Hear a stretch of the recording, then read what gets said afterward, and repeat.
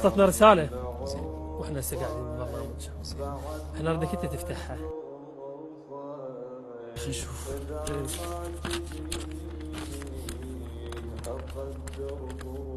يابا إلى الحبيب جعفر، أعلم أن الشهادة هي أرفع درجات الإيمان وأسماها، وأعلم أن الفراق صعب وقاتل. حبيبي جعفر، أنا أشكرك جدا لأنك وفريق عملك جعلت اسمي يتداوله أبناء بلدي، وقد وصلني اعتذارك عن كفاية يعني منشورك هذا. ما كتبت بحقي يا جعفر أيها التائه في حب الشهداء. يا ابن المدينة الغراء، كلي فخر أمام الشهداء بالعمل، والذي يفرحني جدا هو فخر عائلتي وعشيرتي. كل ما قدمته قليل أمام الشهداء. هاي إذا جتني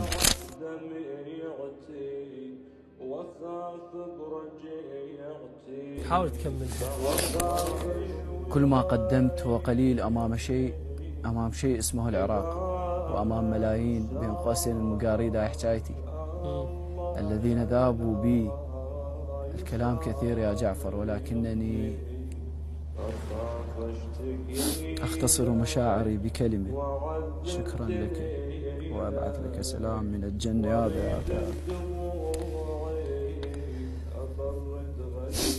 سلام من جنة الشهداء، وأنا أحدثهم عنكم وأقول لهم نيابة عنك أنكم لا تنسونهم بأعمال.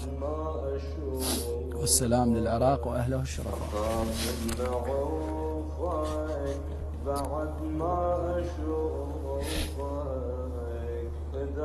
احنا اسفين